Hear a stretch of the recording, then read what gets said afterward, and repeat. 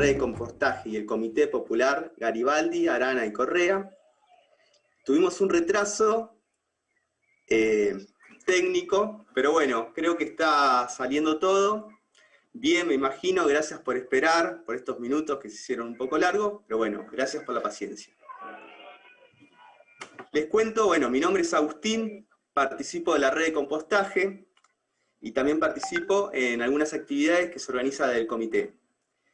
Hoy la charla de hoy se llama No generes basura, reciclás tus residuos.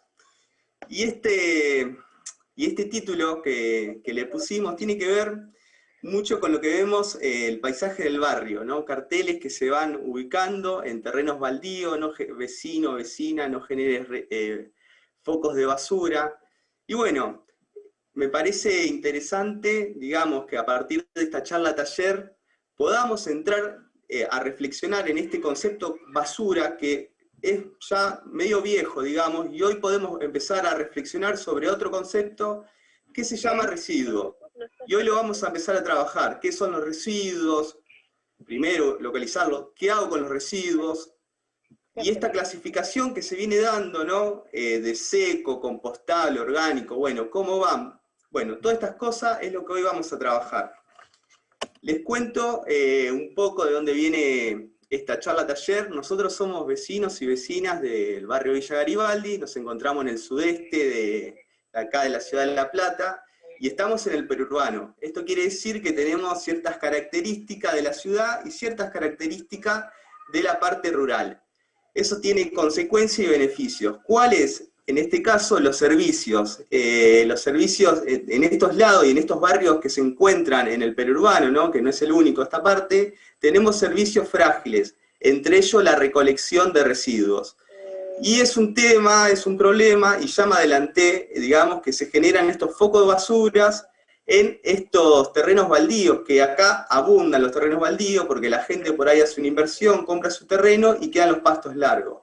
Como no hay recolección de estos residuos, vecinos y vecinas que por ahí no tienen estos hábitos de separar, o también no saben qué hacer, terminan dejando esos residuos ahí y se generan focos que, bueno, me estoy adelantando un poco lo que es la charla, pero lo que aparece es una mala imagen y también empiezan a haber posibles enfermedades. Bueno, les cuento la modalidad de la charla taller, cómo va a ser. Nosotros tenemos un chat que es por el Zoom, pero a la vez nos encontramos retransmitiendo esta charla taller a partir de Sicardi TV, de su Facebook, YouTube. También estamos retransmitiendo el canal de YouTube de la red de compostaje y también estamos retransmitiendo a partir del Facebook del comité.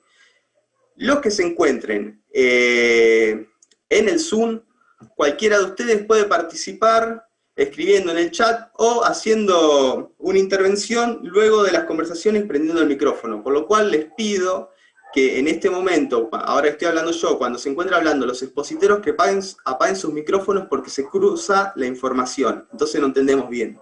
Los que se encuentran viendo desde otra emisión, les pido que si quieren participar, hacer una reflexión, alguna duda, una pregunta, escriban al chat que nosotros vamos a pasar esas preguntas a los expositores. Bueno, ahora le quiero dar la palabra a Victoria del comité, no sé si se encuentra Victoria. Hola, ¿se me escucha ahí? Se escucha. ¿Qué tal? Gracias, Agustín. Bueno, primero que todo, gracias por esta organización, por este taller. La verdad que somos muchos y muchas los que estamos interesados y estamos aprendiendo en esto de lo que es el reciclaje. Yo creo que también un poco esto de estar hace tanto tiempo en cuarentena, ¿no? También a muchos nos generó bastante conciencia, ¿no? Porque vemos la cantidad de basura que acumulamos y que se tira, ¿no? Y bueno, como en mi caso, por ejemplo, todo este tiempo lo que estuve haciendo justamente es empezar a separar, así que, y yo creo que muchos, y los que elegimos este lugar, este rincón del sur platense para vivir, sabemos que vivimos en un lugar privilegiado, que también en esta pandemia supimos valorar, ¿no? Esto de poder vivir en medio de la naturaleza, con unos paisajes increíbles, son un tesoro, ¿no? A los cuales tenemos que cuidar, y esta es una comunidad que es muy comprometida, Parque Sicardi, Villa Garibaldi, Ignacio Correa, Sarana, es una comunidad muy comprometida, y bueno, y pasa que quizás cuando no hay un Estado presente hay más compromiso y más ocupación de parte de los vecinos y las vecinas.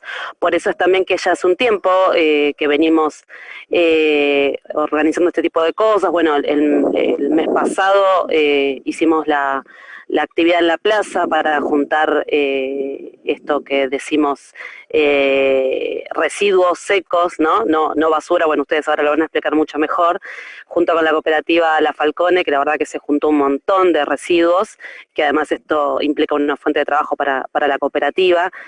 Saber, ¿no? Tener la certeza de que esos residuos que nosotros nos tomamos el trabajo, ¿no? De separar, de limpiar, de secar, van efectivamente a una cooperativa que después los va a reutilizar, ¿no? Porque a veces no sabemos si desde el municipio los lugares que hay realmente tienen ese destino o no. A raíz de justamente todo esto, bueno, ahora la delegación puso un tachito verde pequeño, pero bueno, creemos que también si hay un compromiso de la comunidad, tiene que haber un acompañamiento del Estado, porque seguramente esto es todo un circuito, ¿no? Seguramente todo eso va a mejorar. Acá en Sicardi, no solo que no tenemos puntos verdes como sí existen en el casco de La Plata, los llamados puntos verdes o puntos azules, ni siquiera tenemos, como decía Agustín, no hay una adecuada recolección de residuos. De hecho, esta semana creo que no pasó ni un solo día acá el camión de la basura. Así que me parece que esto que estamos haciendo los vecinos y vecinas convocados, ¿no? de pensar un barrio ecosustentable, yo creo que es posible. Por eso también ahora estamos preocupados y ocupándonos por el tema de los humedales, ¿no? Que están en peligro. Sabemos las consecuencias de lo que implica la destrucción, la degradación de ese ecosistema tan importante, no solo ecológicas, ¿no? Sino también las consecuencias que podemos llegar a tener nosotros como con futuras inundaciones si todo eso se sigue destruyendo y rellenando. Así que acá estamos otra vez los vecinos y vecinas organizados y bueno, agradecerles a quienes van a dar este taller para enseñarnos y seguir aprendiendo y bueno, aportando todo nuestro grano de arena para poder lograr lo que queremos, los que venimos a vivir acá, ¿no? Un barrio ecosustentable. Así que, muchas gracias. Bueno, gracias, Victoria. Bien, en esta charla taller, que no los mencioné, nos acompañan amigos y también una compañera que se integró. Ellos son Analía Finocchiario y Matías Benavides, ambos con una trayectoria en lo que es residuos secos y también en lo que es compostaje. No sé si Ana se encuentra conectada. Ana, ¿te encontrás conectada?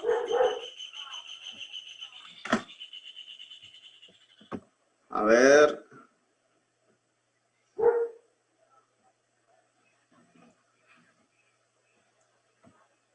Bueno, me parece que se ha desconectado. Si me esperan un segundo, le mando un WhatsApp. Y mientras les cuento un poco lo que hace el trabajo de la red de compostaje. Nosotros empezamos... Hola, ¿me escuchan? Ahí está, sí. Ahí está. ¿Imagen no? ¿Imagen no? No.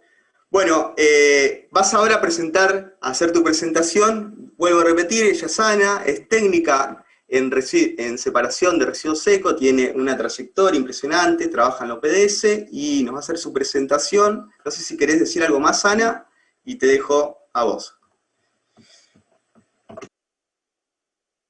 A mí, Ana, a mí, ¿me ven? ¿Salgo? Sí, salís, Ana, salí. Listo. Bueno, después yo hago la presentación y después ténganme un poquito de paciencia porque quiero conectar el PowerPoint.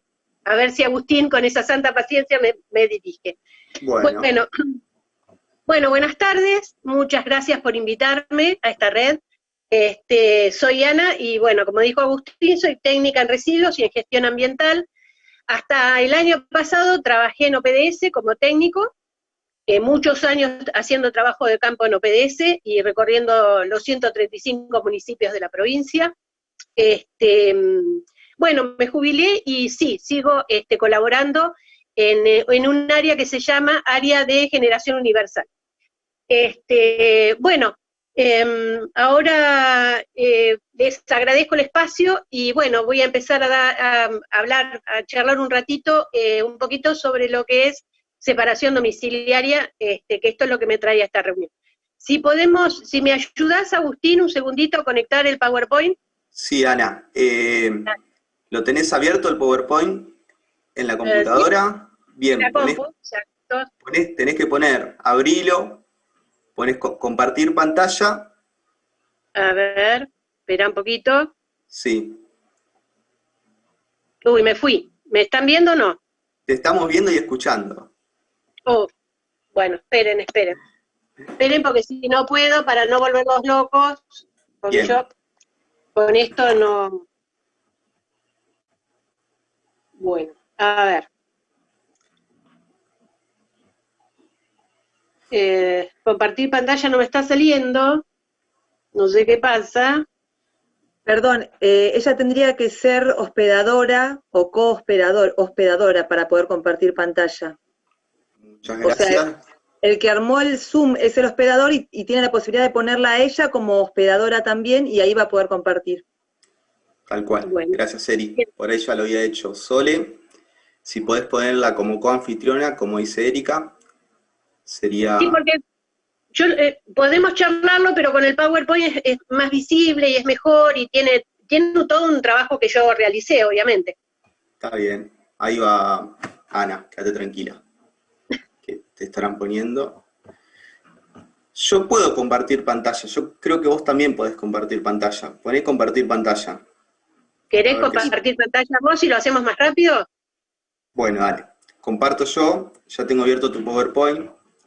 Así que ahí lo paso. Ah, acá me apareció compartir, a ver. Compartir. ¿Para qué estoy compartiendo yo entonces? Te lo dejo. Si querés lo paso yo el PowerPoint y vos me vas diciendo. ¿Querés que hagamos eso? Bueno, dale. Así lo hacemos más rápido y nos siguen esperando y eso. Bueno. Muy bien. Poné pantalla completa. Ahí está. ¿Para qué me bloqueo?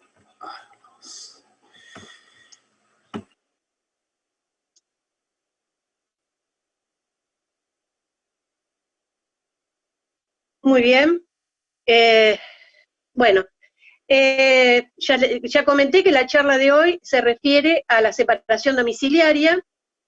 Sabemos que vivimos en un ambiente natural, donde el medio que compone este ambiente es el suelo, el aire y el agua.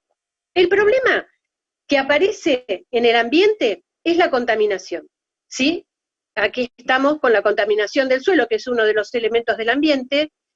Esto se genera de la disposición indiscriminada de la basura.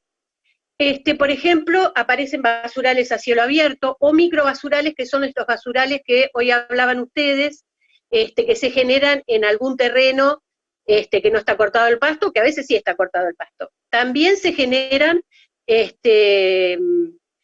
no solamente esos microbasurales, sino que se genera una contaminación, que es el problema que tenemos. Se contamina el suelo. Entonces,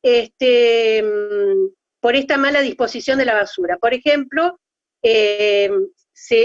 sobre el suelo, con la gran cantidad de residuos, se genera algo que se llama líquido lixiviado, que esta especie de agüita verde que va apareciendo sobre el suelo, se penetra en él y lo contamina. No llega a contaminar los acuíferos, pero sí las distintas capas del suelo. ¿Seguimos?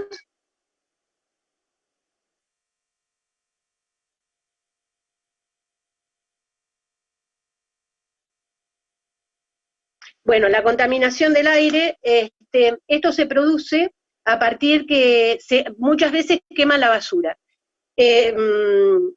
Esto origina una contaminación con un efecto invernadero, eliminando gases al aire.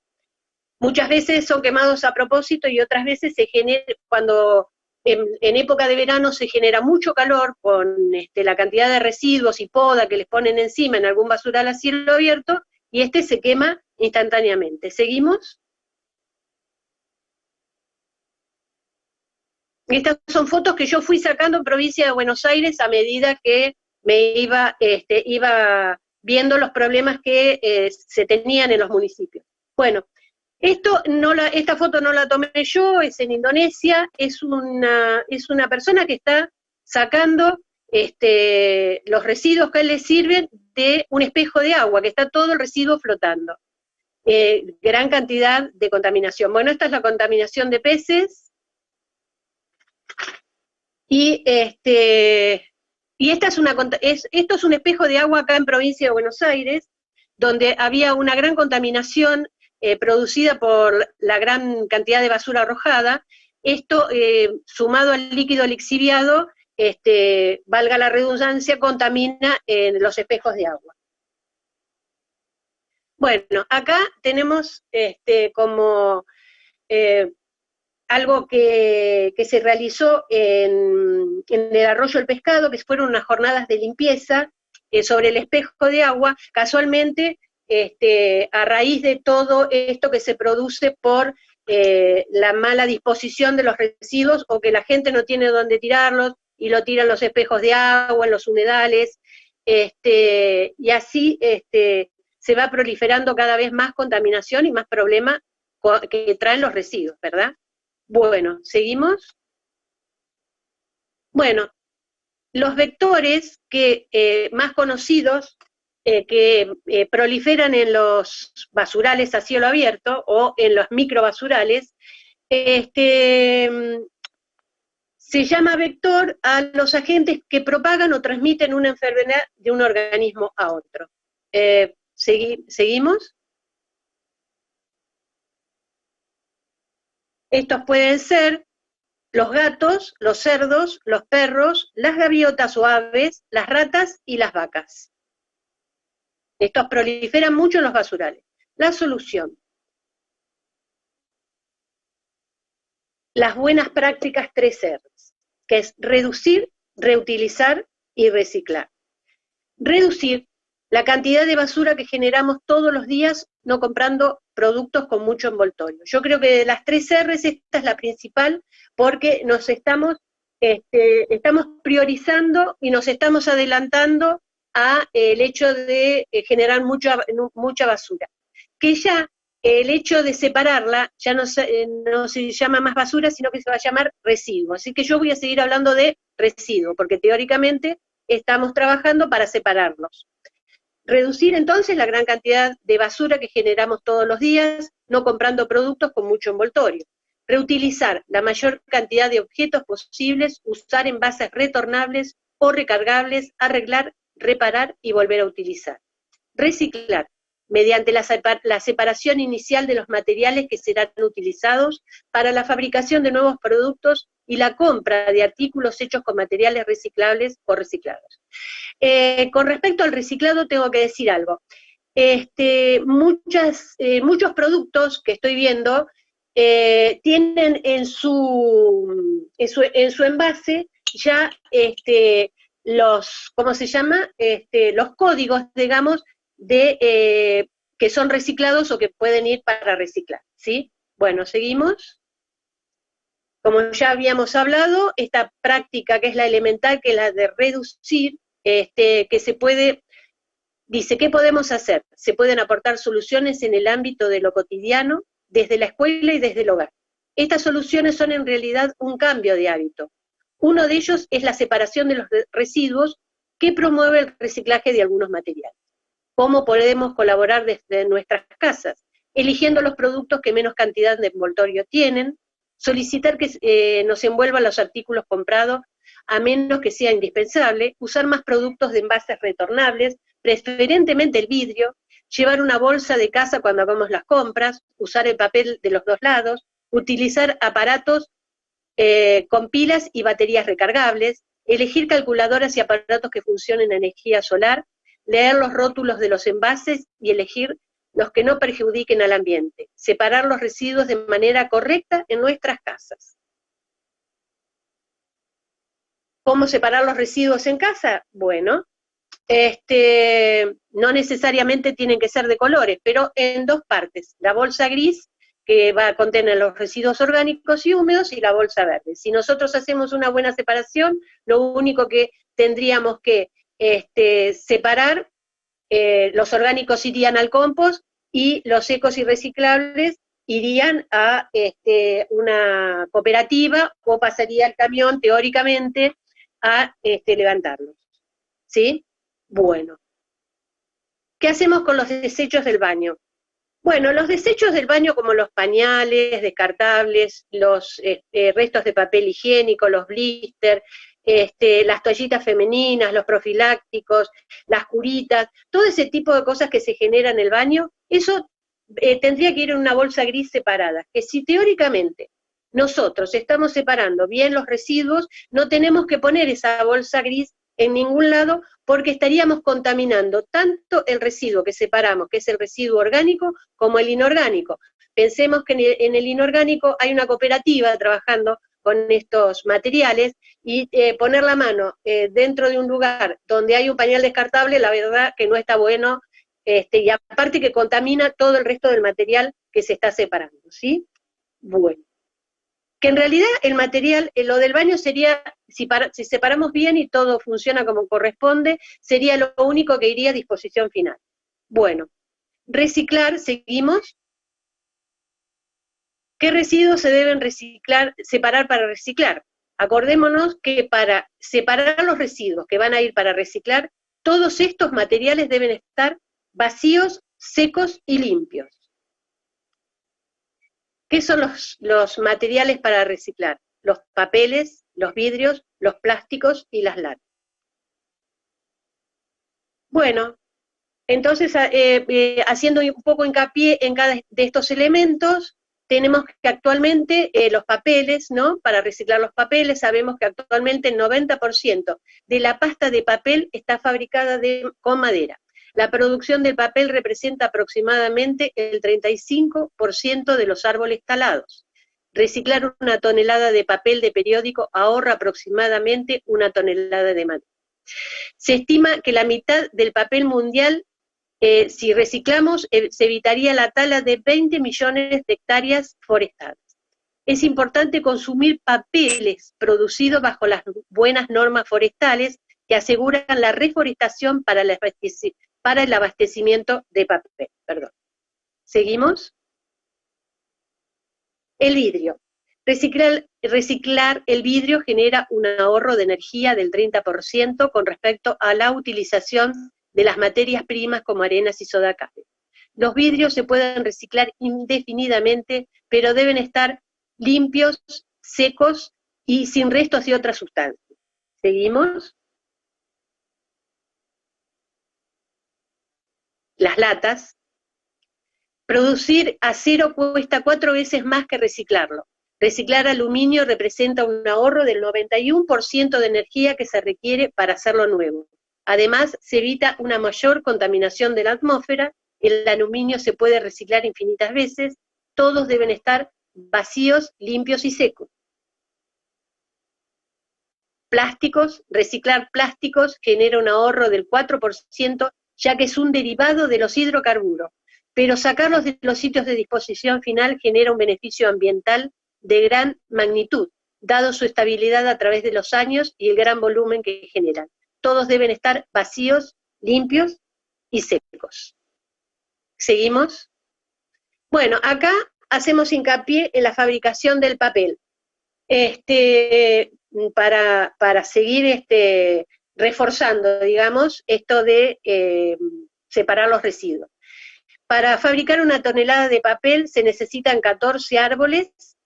El consumo de agua es de 15 metros cúbicos, el consumo de energía es de 9.600 kilowatts, y la generación de basura de esta fabricación es de 1.500 kilos.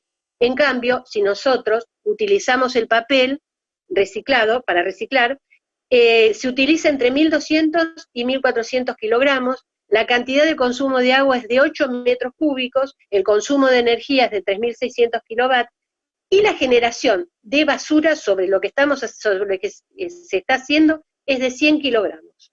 ¿Seguimos?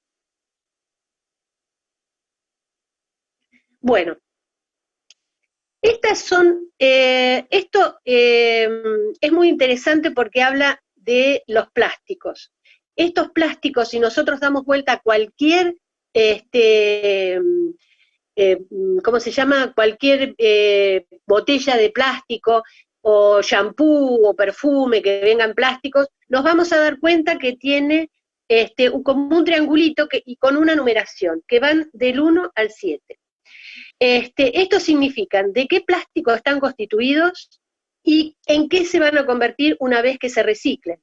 Por ejemplo, los más comunes son los PET, que es el polietileno tereflato, y así sigue, voy a nombrarlos. El número 2 es PET, que es el polietileno de alta densidad. El número 3 es el PVC, que es el policloruro de vinilo. El número 4 es el PEBD, el PET, polietileno de baja densidad. El 5 es el PP y el 6 es el PS. Y después el 7 hay otros que intervienen en estas nomenclaturas. Esto le va a servir a las cooperativas o a la gente que está trabajando en las plantas de reciclado para individualizar mejor los plásticos que están separando. ¿Seguimos? Bueno, hace mucho, cuando se hizo el Mundial de Sudáfrica, la empresa Nike fabricó las camisetas de toda la selección a partir del reciclado del PET, o sea, del número 1, y haciendo una tela llamada dry fit, que luego se usó en distintas cosas para fabricar remeras, ¿sí? Bueno, seguimos con las buenas prácticas 3R, esto de la cantidad de materiales para fabricar otros, ¿no? Con 4 cajas se puede fabricar un libro, con 4 cajas de cartón se fabrica un libro, con 80 latitas se puede fabricar los rayos de una bicicleta, con 40 PET se puede fabricar lo que se llama las telas polar, y con 6 cajas de Tetra Brick se hacen cajas muchísimo más grandes. Bueno, esto es una planta de separación, donde acá se están separando las bolsas verdes, se están abriendo y se están separando los residuos. Seguimos con las buenas prácticas 3R, perdón, seguimos. Recordemos que los materiales reciclables, si son mezclados con otros desperdicios húmedos, como la yerba y sobras de comida, se manchan y el proceso de limpieza para reutilizarlos es más costoso y requieren sustancias altamente contaminantes. Por eso hay que poner en la bolsa los residuos limpios y secos. ¿Seguimos? Bueno, el programa de separación de residuos, vamos a hablar un poquito del marco legal ya para ir terminando. Hay una ley que es una ley provincial, que es la 13.592, que define a los residuos sólidos urbanos como aquellos elementos, objetos o sustancias desechados como producto de actividades realizadas en los núcleos urbanos y rurales, comprendiendo aquellos cuyo origen sea doméstico, comercial, institucional, asistencial e industrial, no especial asimilables a los domiciliarios. ¿Seguimos? Acá, se denomina gestión de residuos urbanos al conjunto de operaciones encaminadas a dar a los residuos el destino global más adecuado desde los puntos de vista ambientales y sanitarios, teniendo en cuenta las características, volumen, procedencia, costos de tratamiento y la posibilidad de recuperación. ¿Seguimos? Bueno, la competencia de los municipios, el artículo 6 de la ley 13.592, que es la ley provincial, propone planes de gestión integral de residuos que deberán contemplar la existencia de circuitos informales de recolección, ahí entran las cooperativas, y recuperación con el fin de incorporar al sistema de gestión integral. Establecer que a partir de la aprobación de cada uno de estos programas que presentan los municipios, o sea, los municipios presentan un programa diciendo qué es lo que van a hacer con sus residuos. Esto, de acuerdo a la presentación, van a tener un plazo de 5 años para que las distintas jurisdicciones alcancen una reducción del 30% de la totalidad de los residuos con destino a la disposición final. Bueno, lamentablemente la reducción o el reciclado alcanza entre un 6 y un 10% nada más de lo que podría alcanzar otras cifras un poco más grandes, ¿no? Bueno, se le pide dentro de estos planes de gestión al municipio que haga campañas de concientización y para continuar con la progresión del 10% para el segundo del 10% para el segundo año y efectuar obligatoriamente la separación en origen como mínimo en 2 fracciones de residuos, que sería un 20% para el tercer año y un 30% para el quinto año. Siendo políticas de Estado, tender a profundizar en los años siguientes los porcentajes establecidos precedentemente. Eso es lo que dice la ley. ¿Seguimos? La ley también habla de todo este circuito que realiza el residuo, que comienza con la generación, sigue con el tratamiento y la disposición permanente. La generación es la producción de los residuos. La disposición inicial es la primera etapa del circuito que comienza cuando sacamos nuestra bolsa de residuos. La recolección y el transporte, los residuos son transportados hacia lugares de tratamiento o disposición permanente. También pueden ser transferidos a otro tipo de transporte con mayor capacidad de carga para reducir el número de camiones que se dirigen a un mismo punto cuando la distancia a recorrer son muy grandes. Hay, se llaman lugares de transferencia, donde se depositan los residuos y después un camión mucho más grande, para ahorrar, pasa y los levanta y los lleva hacia ANSE. Bueno, el tratamiento es en una planta de separación, los residuos son clasificados, acondicionados para su posterior comercialización, y si no es en planta de separación, es por medio de las cooperativas. La disposición permanente es un relleno sanitario, como se hace en algunos países, nosotros tenemos relleno sanitario, y los residuos pueden ser incinerados, que eso lo hacen en algunos otros países, con recupero de energía. ¿Seguimos? La generación. ¿Dónde se generan los residuos? En los hogares, en las oficinas, comercios e instituciones, en las podas y barridos urbanos, en las industrias no especiales, en la construcción y demolición. Cuando se presenta el plan, el municipio presenta el plan a la provincia, el municipio tiene que saber la cantidad de hogares que tiene, las oficinas y los comercios, qué pasa con las podas y los barridos, qué industrias hay y qué construcciones hay, para decir qué es lo que se va a hacer con todos esos residuos que se realizan en cada uno de los municipios, obviamente. Seguimos, la generación. Bueno, ¿de qué se componen los residuos? El 58% es orgánico, el resto es inorgánico o reciclable, que el 9% es papel y cartón, el 10% son los plásticos, el 6% son los vidrios, el 2% son los materiales, como las latas, y otros el 15%. Bueno, acá hay un gráfico torta que se realizó a partir de estos porcentajes. ¿Sí? ¿Seguimos?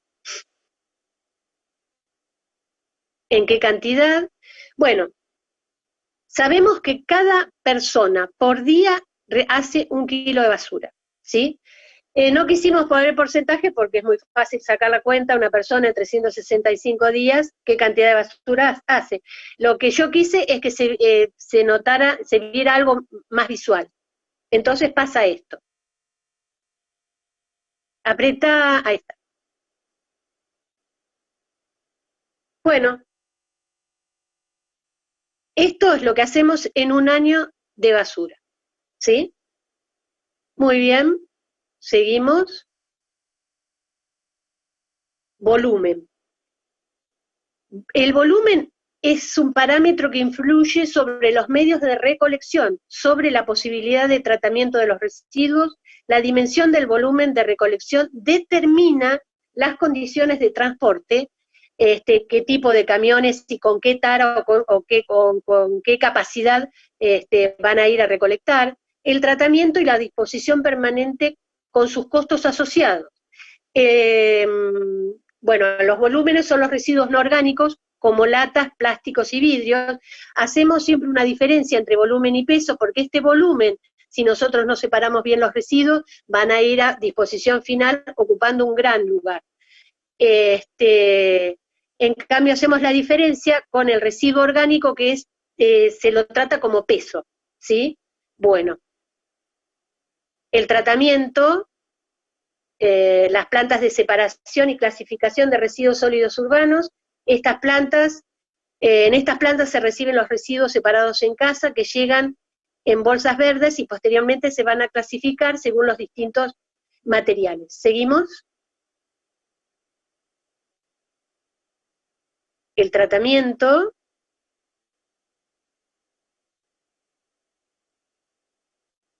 Bueno, ya había hablado de las plantas de separación, ¿sí? Que es el tratamiento, la disposición permanente,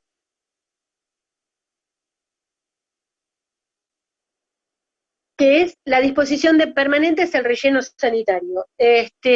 Pasado en limpio, SEAMSE.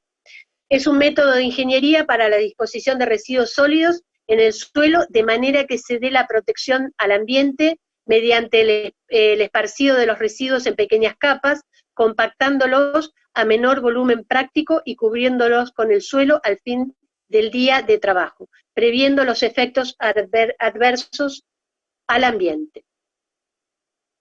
Bueno, antes de seguir seguimos con la disposición permanente, que voy a mostrar una construcción de un lugar.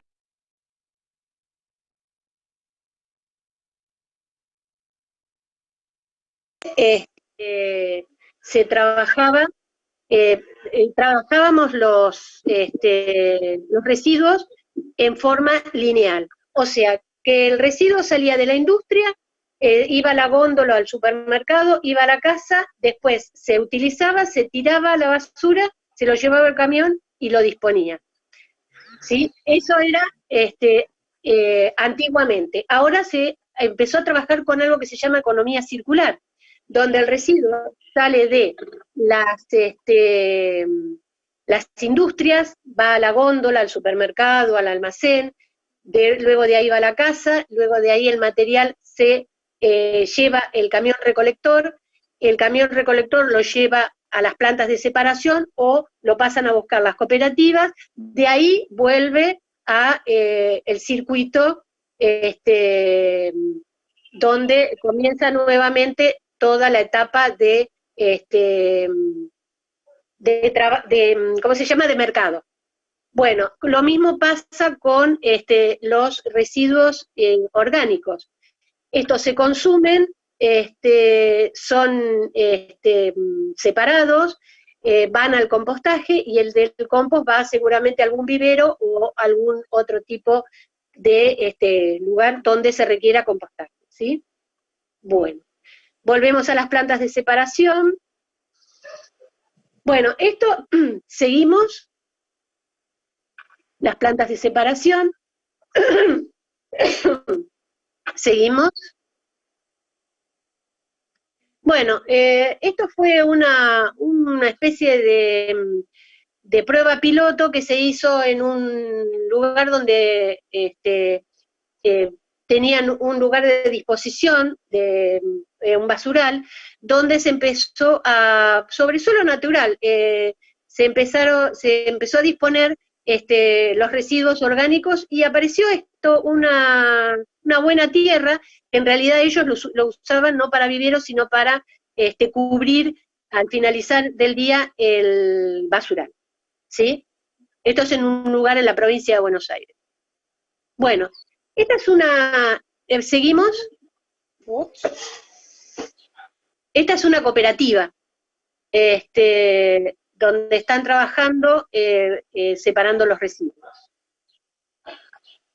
Esta es una planta de separación en Norte 3, que a veces funcionan como cooperativas y otras veces se les paga a la gente que está trabajando ahí, ellos están separando los residuos, bueno, y tienen otro tipo de, digamos, maquinaria, ¿no? Como para separarlos. ¿Seguimos?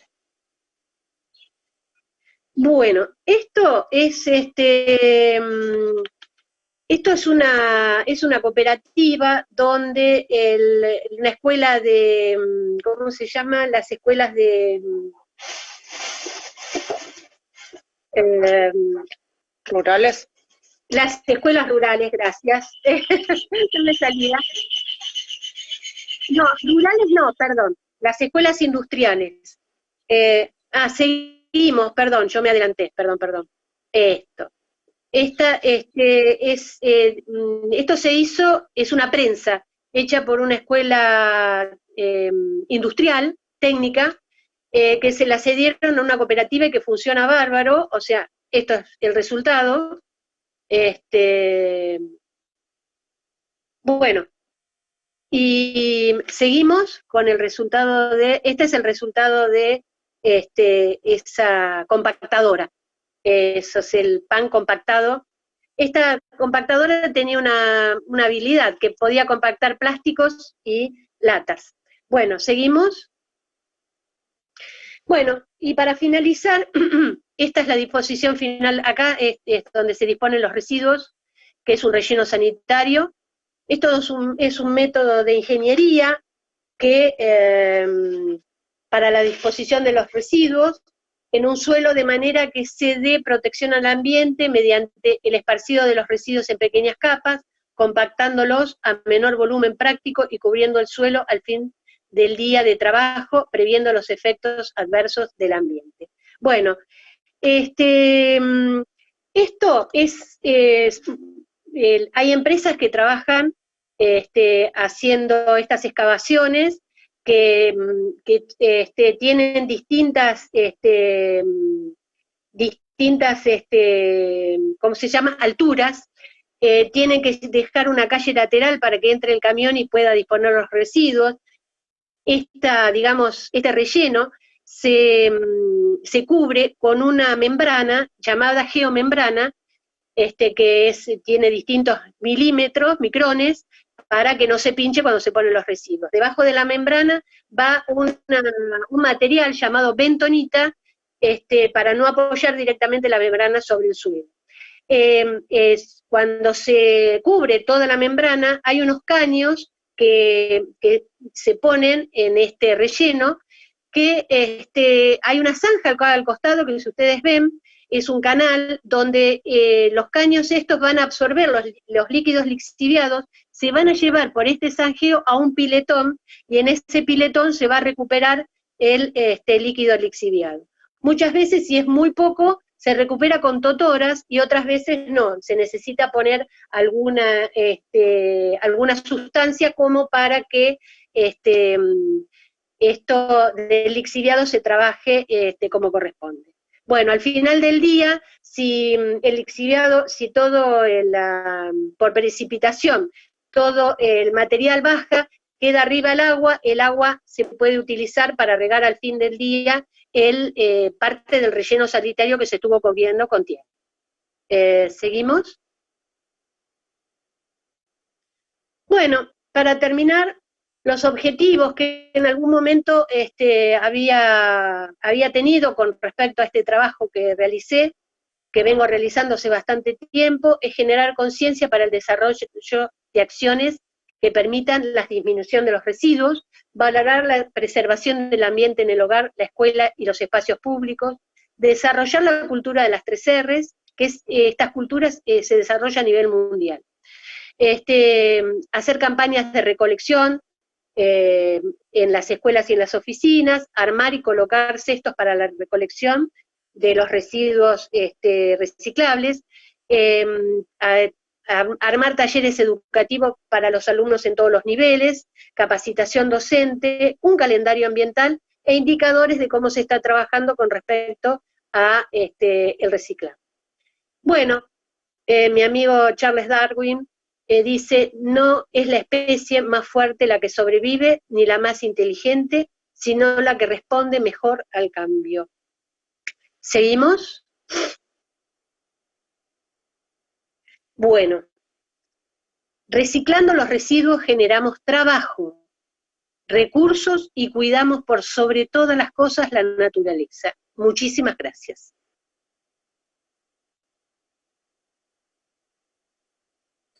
Bueno, gracias Ana, muy clara la presentación. Ahí no sé cómo te sentiste con el PowerPoint porque te lo iba pasando y a veces se me iba la mano, No, pero bueno. Yo por ahí que hablaba muy rápido porque lo que digo, me gusta que todo este trabajo sea atractivo en todo sentido. Y por ahí yo me entusiasmo y sigo hablando y no te daba tiempo para hacer el PowerPoint, pero bueno, son cosas de los Zoom y de estas épocas que estamos viviendo. Tal cual. Bueno, ahora te van a hacer preguntas. A mí yo tengo cada una que me pasaron, así que vas a seguir hablando y después quiero hacer un paréntesis y quiero decir algo que hoy se me pasó. Bueno, la primera pregunta, mientras ibas hablando, fue ¿cómo hago para separar los residuos del baño? Se pone en el baño un tachito con un nylon y le voy todo lo que se genera en el baño, que ya lo comentaba hoy, que son las toallitas femeninas, los papeles higiénicos y todo eso, se meten dentro de esa bolsa, y esa bolsa es la que en realidad, en una época, cuando no estaba esto del compost, nosotros pedíamos como técnicos que esa bolsita del baño se pusiera dentro del residuo orgánico, porque eso iba a ir, el residuo reciclable lo iban a poner en la planta de separación y el orgánico iba a ir a disposición final. La cosa era que la gente que estaba trabajando en la planta de separación o las cooperativas no estuvieran manipulando todos los residuos de baño. ¿Era esa? Bien, gracias. No sé si respondió la persona que preguntó, pero bueno, les recuerdo que si ustedes, los que están escuchando vía Zoom, quieren hacer una pregunta, pueden pedir la palabra a través del chat o prenden el micrófono, nos vamos ordenando. Bueno, les dejo, a ver si alguien quiere hacer una pregunta de las personas que están participando.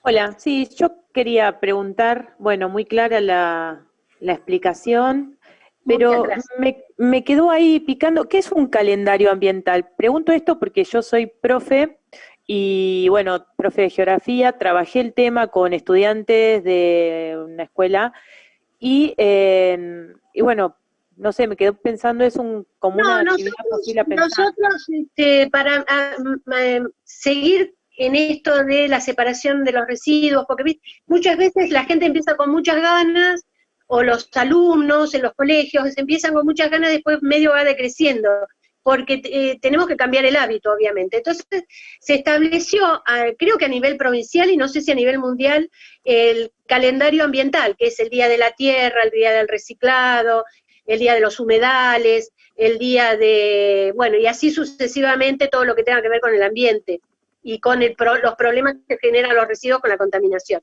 En este momento no me acuerdo la cantidad, pero si querés te lo paso en algún momento porque lo debo tener en la computadora. Gracias, dale. Sí, o que lo comparta ahí la gente de Red por el Facebook. Sí, yo lo busco y se los comparto, que está muy bueno, porque es como que seguimos haciendo hincapié en todo esto para no olvidarnos, ¿viste? Perfecto, gracias. Bueno. Yo quería hacer una pregunta.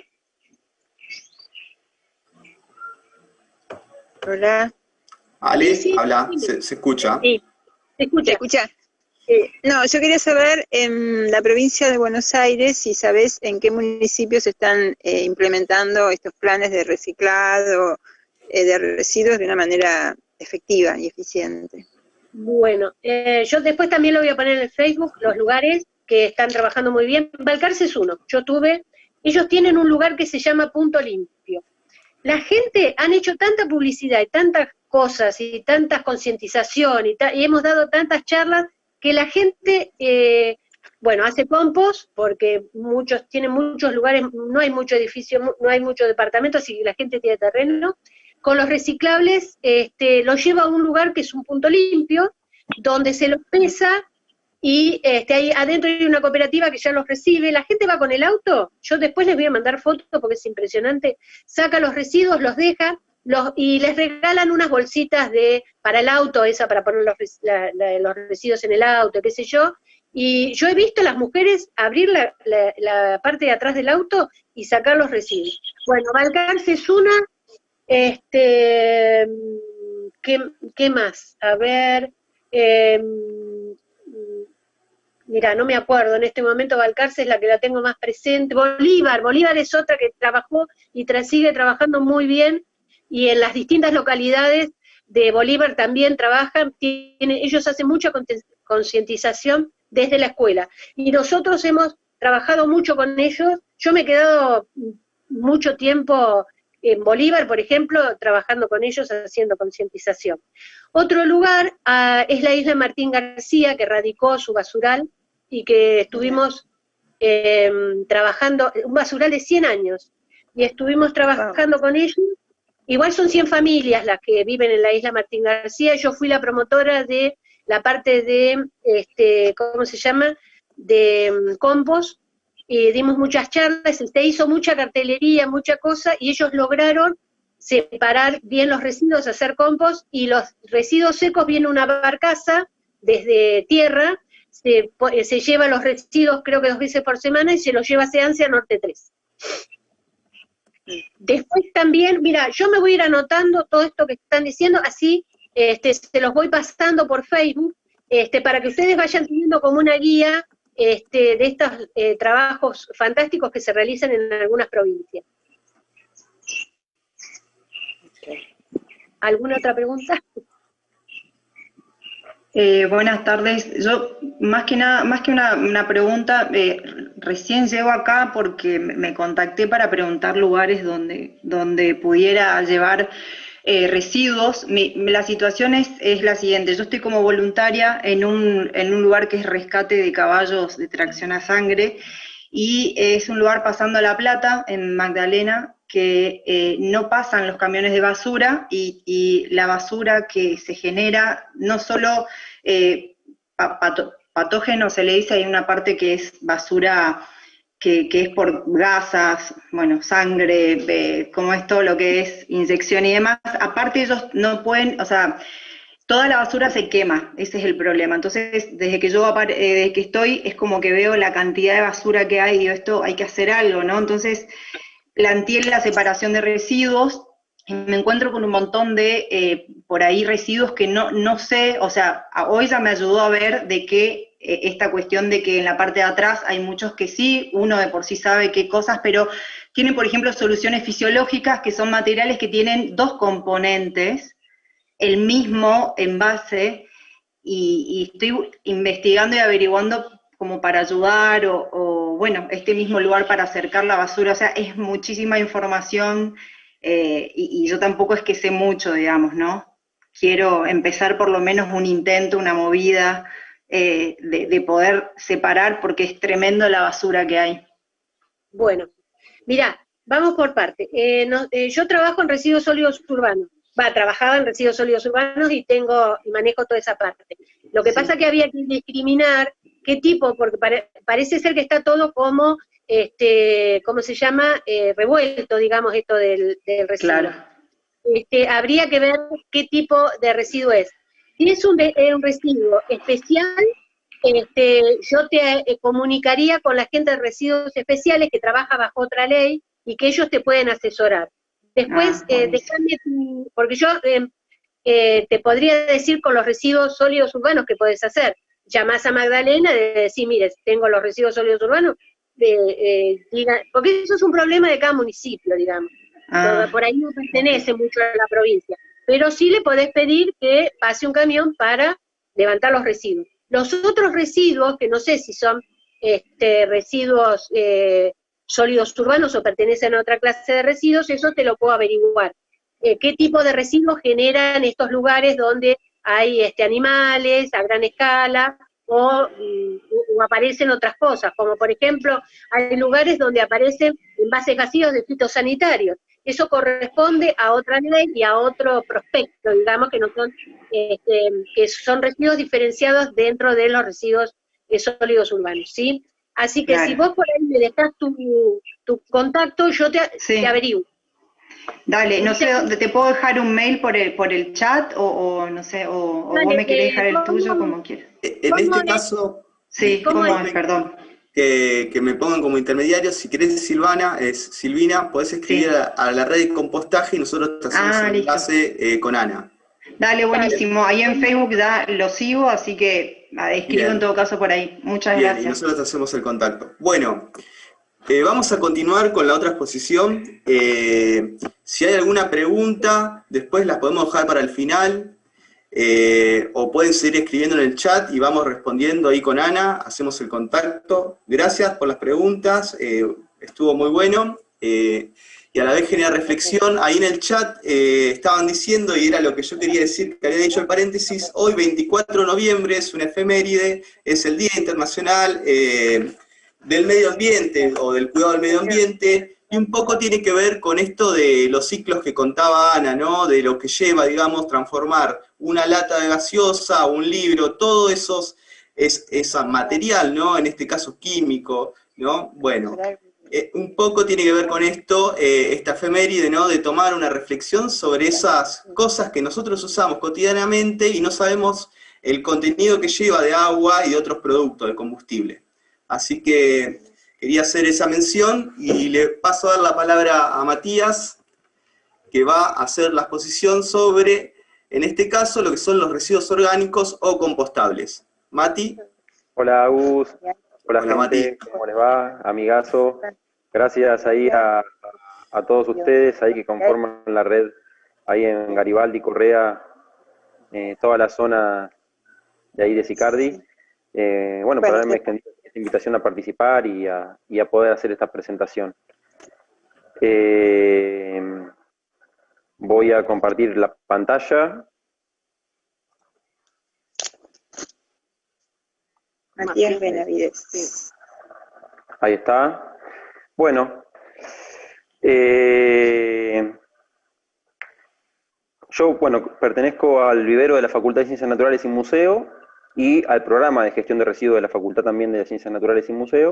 Y además, ahí abajo con Jerónimo, un amigo y también un amigo en común con Agustín, tenemos una pequeña empresa de trabajos ambientales donde también hacemos compostaje y otras cosas.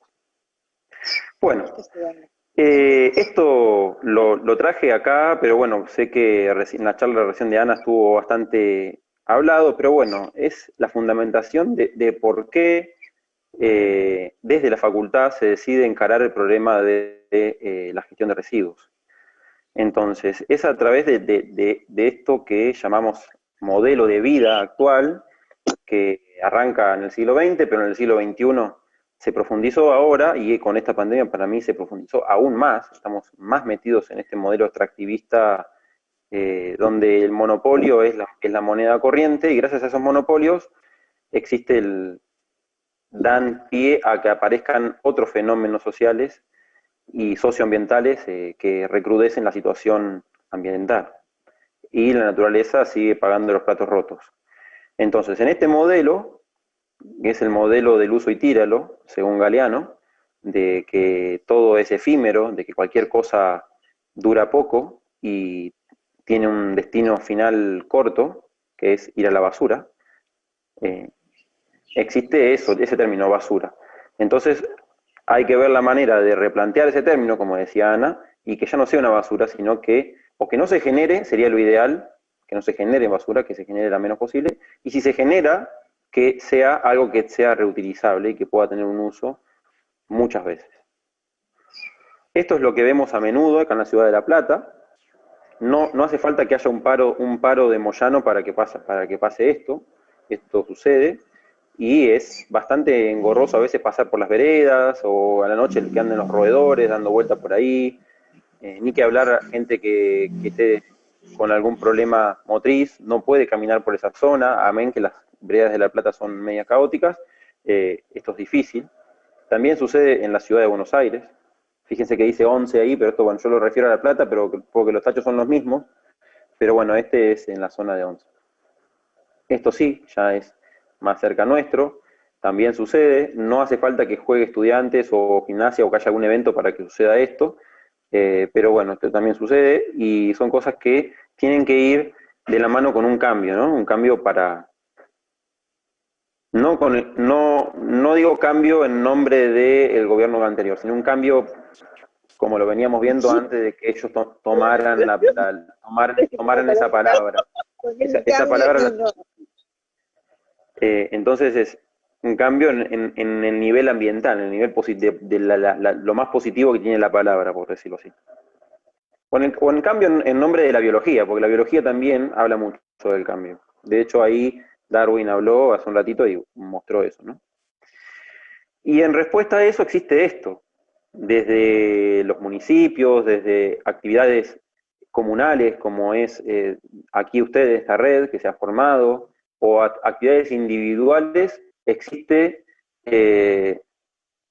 la separación de los residuos, ¿no? Como una manera de apalear esta situación, que para nosotros, desde nuestro punto de vista, es un parche a la situación, porque el verdadero cambio vendría a ser que el sistema productivo se transforme y produzca sin packaging o con poco packaging y volver a los frascos de vidrio, volver a las latas de galletitas, volver a la Coca-Cola envasada en vidrio, y así a cosas que nos permitan obtener los bienes de consumo de una manera sustentable. Pero bueno, estas son cosas que están muy buenas porque ante la situación adversa, esto aunque sea ayuda, que es la separación, ¿no?, de los residuos, hasta que el sistema productivo cambie. Y bueno, ¿qué pasa en la Facu? ¿No? Todo empezó en la FSNIM, ahí fue donde nos conocimos con Agustín en el año 2007. Ahí de espalda hay dos compañeros, Damián y César. César tiene la balanza y Damián está con... Cada uno tiene un guante rojo, ¿no? Y ahí están dando ellos ahí en la parte del curso de gestión de residuos que damos todos los años. Y bueno, esto lo que ustedes ven ahí es, bueno, es una parte muy emblemática de la facultad, donde están los cuadros de la gente, de los compañeros que han desaparecido en la década del 60-70, y bueno, los diferentes colores de los tachos que había en ese momento, ¿no? Y cómo va el sistema de separación. El programa de gestión de residuos en la facultad nace en el año 2008, a partir de que recibimos la visita del barrio Villa del Plata, con su sistema de gestión de residuos de ese momento, que era Yo Reciclo. El barrio Villa del Plata en el año 2007 tuvo un problema muy grande. ¿Por qué? Porque en el año 70 pusieron el SEAMSE ahí, en la diagonal 74, camino Punta Lara, mano izquierda, yendo para Punta Lara, ¿no? Bueno, ese SEAMSE tiene un problema grave, que el que lo puso, el funcionario o los funcionarios que lo pusieron ahí, no estudiaron la zona. ¿Y qué pasa? Es una planicie de inundación del Río de la Plata. La planicie de inundación del Río de la Plata antigua, la paleoplanicie, llega hasta la 122. Que es donde está nuestra facultad, que hay un albardón. Si uno mira de la 122 hacia el río, va a ver que hay una bajada linda. Bueno, esa bajada corresponde al albardón. Bueno, esa planicie de inundación no es ni más ni menos que donde el río, cuando crece, llega al agua. Bueno, hasta la autopista Buenos Aires-La Plata está la planicie, o hasta las vías del tren, porque el tren también marca el albardón. Este SEAMSE fue construido ahí. Entonces, ¿qué significa eso? Que la napa freática está a 50 centímetros a veces, 1 metro, 2 metros en una sequía tremenda. Y cuando el río crece puede llegar el agua hasta ahí.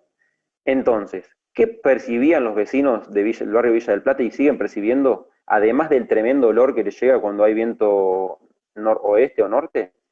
Es el agua, porque cuando llovía, cuando se inundaba o cuando subía la napa, los lixiviados escapaban del SEAMSE de alguna manera y llegaban hasta sus casas.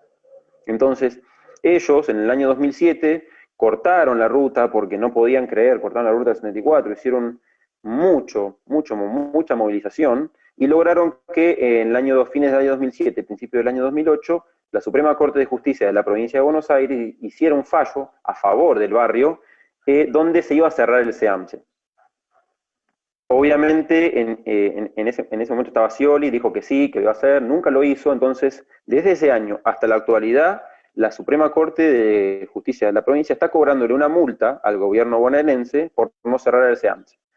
Hasta ahora sigue abierto y no hay miras de que lo cierren. El único que cerraron es el de Villa Domínico, que está camino a Buenos Aires, en la autopista, ahí a mano derecha, lo van a ver, lo han visto seguro. Pero este sigue abierto, los vecinos siguen ahí y bueno, no pasa nada. Entonces, gracias a que nos vinieron a contar eso y cómo funcionaba su programa de gestión de residuos, que en nuestro funciona igual al de ellos, es que en la facultad se formó en el año 2008 con esa iniciativa, de la mano de los estudiantes y de la Secretaría de Extensión, el programa de gestión de residuos de la facultad, que separa en 3 categorías: orgánico, secos y el resto. El secos va en amarillo, orgánicos va en el verde, que se ve ahí, y el rojo, que antes era rojo pero ahora lo sacamos porque confunde con los patogénicos, ahora es negro, para que no confunda, va el resto que no van ahí. El amarillo va lo seco. Desde el año 2007 hasta la actualidad el programa sigue vigente, cuenta con 2 becas de experiencia laboral para 2 estudiantes que recolectan los residuos orgánicos y hacen el compost, manejan el compost en la facultad. Ha sido muy a pulmón, la verdad que los primeros años fueron totalmente ad honorem, hasta el año 2011 que tuvieron estas becas que acabo de decir, fue todo ad honorem. Fuimos trabajando de manera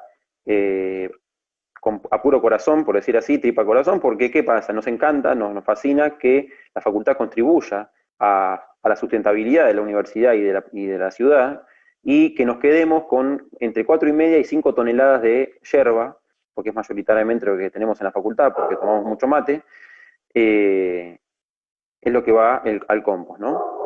Y es un compost prácticamente de revista, es un compost hermoso, tiene casi 8 metros de largo. Aquí es verano, entonces la pila está baja, llega a unos 45 centímetros de altura, pero en invierno la pila llega a 70, 60 centímetros. Ahora voy a explicar por qué. Esta parte que se ve acá se ve la yerba con cáscaras, porque encima los estudiantes van al comedor universitario, ahí comemos la naranja o la banana que nos dan o la pera, y eso, los residuos de ahí van a parar al tacho. Y bueno, nada, eso lo tenemos todo ahí. Así que bueno, continuando entonces, es un compost muy lindo y da un tremendo material parecido al humus, que se hace con lombriz. Tenemos las lombrices californianas muy buenas, muy rápidas, que comen mucho, que ahí Agustín puede contar una anécdota muy linda que tiene con otro amigo, César. Y bueno, para empezar ahora sí con lo que es el proceso de compostaje, antes voy a definir qué son los componentes orgánicos del suelo. Porque el proceso de compostaje nace a partir de la observación del proceso de degradación de la materia orgánica natural que produce eso negro, el humus del suelo. Entonces, ¿qué pasa? Como nace de ahí, yo quiero explicar cuáles son los componentes orgánicos del suelo o lo que van a formar parte del compost. Y bueno, tenemos esos, los de arriba, residuos vegetales y animales y macro y mesofauna, son componentes que pueden o no estar en el suelo, pero tarde o temprano van a terminar en el suelo. ¿Por qué? Porque todo ser vivo muere y llega ahí, llega al suelo. Y en el suelo se regenera, se va haciendo el ciclado de esos nutrientes. Entonces, luego tenemos 3 categorías: componente vivo, componente transformado. A la derecha y a la izquierda tenemos materia orgánica del suelo propiamente dicha. El componente vivo son la macro y mesofauna, lombrices, bichitos de todo tipo. Y después tenemos la biomasa microbiana, que son hongos y bacterias. Eso es lo vivo. Después lo transformado, fíjense, tenemos 2 categorías: materia orgánica lábil y materia orgánica resistente. Sé que estas palabras son raras y cuesta, pero son de la química orgánica. Pero la materia orgánica lábil es la materia orgánica que cuando la pongo en el compost o la tiro al suelo, se la van a comer mucho más rápido tanto los bichitos como los hongos y bacterias. ¿Por qué? Porque está disponible. Generalmente son los restos de cáscaras de fruta, restos de algún pedacito de pan que se me haya podido ir ahí, jugos de cualquier tipo, y los jugos mismos que van largando los restos orgánicos que voy tirando ahí. Y después tenemos la materia orgánica resistente, que es ni más ni menos que todo lo que esté relacionado con la madera, ramitas, yuyos muy gruesos, pedacitos de viruta, de acerrín, pastos gruesos, cosas que podemos estar ahí. ¿Y por qué es transformado? Porque la materia orgánica lábil está transformada, no es lo mismo que el bichito que recién cayó, no, eso cayó, se transformó, la planta lo tomaron y lo transformó en planta, o sea, y después de eso lo comió un ser vivo y lo transformó en otra cosa. Entonces, pues, eso es componente transformado. La materia orgánica resistente y la son transformadas. Ahora sí, pasando y yendo directamente al grano, vamos a definir qué es el proceso de compostaje para nosotros. Esto es una definición de un profesor de nuestra facultad, Mario Zaparrat, profesor de micología. Y fíjense, es un proceso que implica una descomposición biológica y un proceso de estabilización de la materia orgánica, bajo condiciones que permitan un desarrollo de temperaturas termofílicas como consecuencia de una producción biológica de calor, que da un producto final estable, libre de patógenos, semillas viables y que al aplicarlo al suelo produce un beneficio. Temperaturas termofílicas se refiere, ahora lo vamos a ver, a temperaturas más altas que 35 grados Celsius. Entonces, teniendo en cuenta esta definición, vamos a seguir trabajando. Entonces, insumos y materiales y productos del proceso de compostaje. ¿Qué ingresa al compost? Materia orgánica, que es el sustrato, aire y agua. Proceso de transformación, decomposición y humificación, que es lo que pasa en esa pila de compostaje. ¿Y qué es lo que sale de ahí? Materia orgánica estable, tipo humus, calor, que lo vemos, gases, dióxido de carbono, amoníaco, y biomasa microbiana. Ahí abajo está de dónde lo sacamos a esto, de esa página. Esos son los productos lo que ingresa y lo que egresa de una compostera, ¿no? Ahora, fíjense, el compostaje pretende imitar el proceso natural de formación de humus, obteniéndose un producto llamado compost. Entonces, el compost es el producto de la descomposición aeróbica en presencia de oxígeno de la materia orgánica llevada a cabo por microorganismos, descomponedores, bacterias y hongos, y oportunamente ayudado por pequeños organismos como lombrices y artrópodos, en condiciones adecuadas de humedad, temperatura, oxigenación y pH. Fíjense, ¿no?, lo lindo que es el compostaje, porque cuando el compostaje fue hecho por primera vez hace muchos, muchos años en la India, por un naturalista inglés, lo que hizo este señor fue, claro, decir, si en los suelos se produce naturalmente durante miles de años, hace, no sé, más de 400 millones de años que se produce, porque es cuando las plantas pudieron habitar la Tierra, ¿por qué nosotros no lo podemos hacer de forma aislada y ver qué factores ambientales influyen en ese proceso y optimizar esos factores para que en vez de tardar 10.000 años, que es lo que tarda en hacerse un suelo más o menos, tardemos meses, años para tener el producto parecido al humus, pero que sea con compost? Y bueno, eso es lo que hacemos acá, los humanos. Digamos, agarramos y controlamos la temperatura, la oxigenación, el pH, la calidad de la materia orgánica, los microorganismos. Controlamos intentamos controlar esos diferentes parámetros ambientales para lograr un compuesto llamado tipo humus, porque no es igual que el humus, porque el humus, la humificación es un proceso que tarda cientos de años, a veces miles. Entonces, es un proceso más rápido, pero que parece humus. Entonces, el compostaje convierte a estos desechos en un producto tipo humus de gran valor denominado compost. El compostaje es un reciclado natural, o sea, agarramos la poda, agarramos los restos de la casa, que nos sale de la comida, que separamos lo orgánico y bueno, hacemos el compost, ¿no? Proceso natural de transformación. Entonces, el compostaje es el proceso mediante el cual se acelera el proceso natural de decomposición. Una pila de compost se utiliza para ayudar a manejar los factores ambientales que afectan la tasa de descomposición, que es lo que acabo de decir. La tasa de descomposición existe, y no es lo mismo la tasa de descomposición que ocurre en el sur, en lo que es Tierra del Fuego, que la tasa de descomposición en las selvas que tenemos nosotros, la selva paranaense o la selva misionera o la selva que tenemos de las yungas, en Jujuy o Tucumán, que en el sur o que acá en el centro de la provincia de Buenos Aires o que en Mendoza, que es un desierto.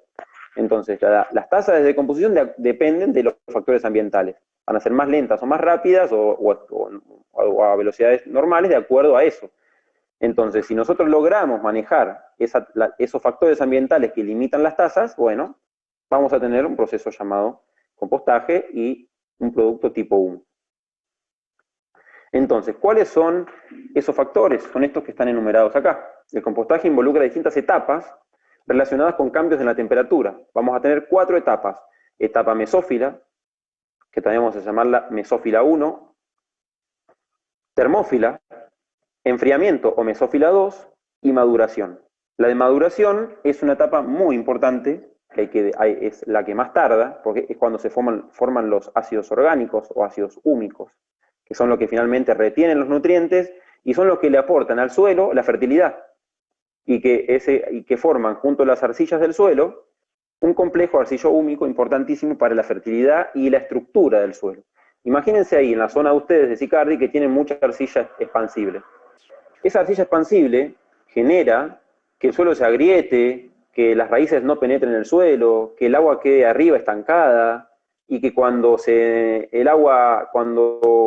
hace mucho calor se agriete, la raíz por ahí creció en la raíz, después en la grieta creció, llovió, el suelo volvió, se apretó la raíz, murió la planta, montones de cosas que afectan, ¿no? Entonces en Sicardi es importantísimo tener un buen compost y agregar continuamente, y al cabo de 10, 15 años de agregar compost, vamos a tener un suelo piola, como podemos tener en Abasto, podemos tener también en algunas zonas de los Talas, podemos tener en el Pato, en el Peligro, en esas zonas tenemos un suelo de la Sanflauta aquí en La Plata, pero bueno, son de los mejores lugares, no por nada está el cordón hortícola ahí, por eso es un buen suelo que tiene mucha materia orgánica.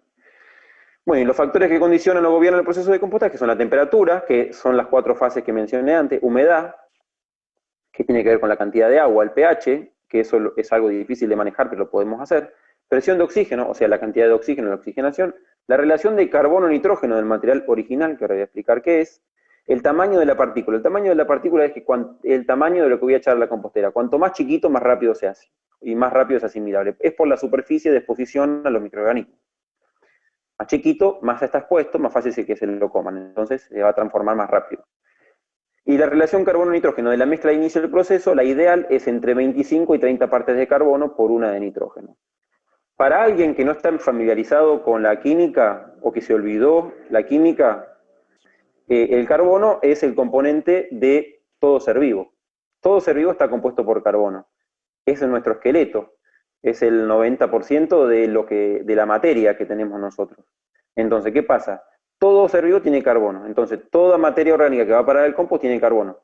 Y el nitrógeno es lo fundamental de los seres vivos también, porque el nitrógeno es estructurante y da para que funcione la vida prácticamente. Entonces, tenemos nitrógeno y tenemos carbono. Pero siempre hay más carbono que nitrógeno en la materia orgánica. Aunque en algunos casos, cuando la materia orgánica tiene que ver con excretas, con heces, vamos a ver que el nitrógeno aumenta en cantidades significativas y queda bajo el carbono. Entonces, cuando vamos a hacer un compost con caca, de cualquier tipo, tenemos que agregar carbono.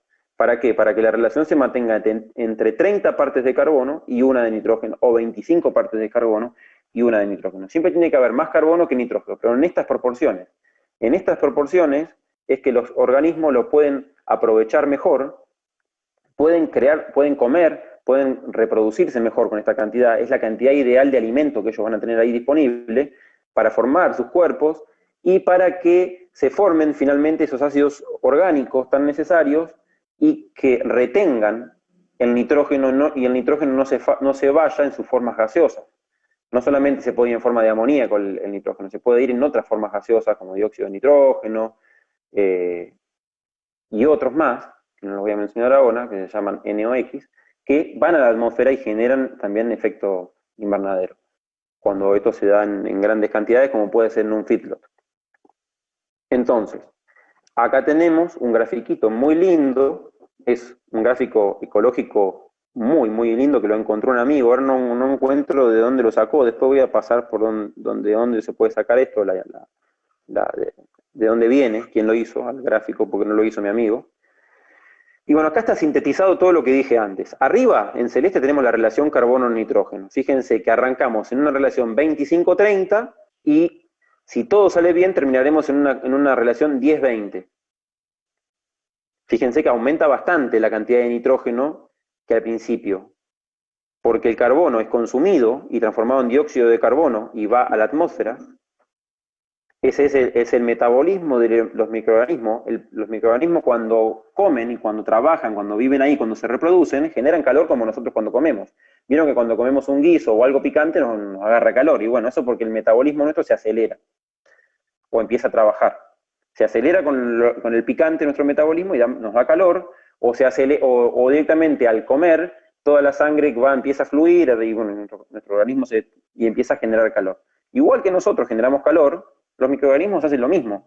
Pero imagínense miles de millones de microorganismos trabajando al unísono en una pila de compostaje levantan temperatura. ¿Cómo evidenciamos esa temperatura? Y con el vapor de agua, que cuando movemos la pila, se ve más en invierno, desprende y sale a la atmósfera. Entre el vapor de agua arrastra otros gases que estaría bueno que se queden, como gases de azufre, gases de nitrógeno, que estaría bueno que se queden para que se transformen en sus minerales y queden ahí retenidos en la solución del suelo para luego ser funcionales a la fertilidad del suelo, valga la redundancia. Entonces, arriba es cómo va cambiando la relación carbono-nitrógeno al correr del tiempo. Abajo, en el eje X de este gráfico tenemos el tiempo, en el eje Y tenemos la temperatura, y fíjense abajo de todo, el tiempo, entre 1 y 2 meses vamos a tener la primera y segunda fase, entre 2 a 4 meses la tercera y cuarta fase. Esto es en un compost ideal. Cuando hablamos de ideal son situaciones de laboratorio prácticamente, donde experimentamos.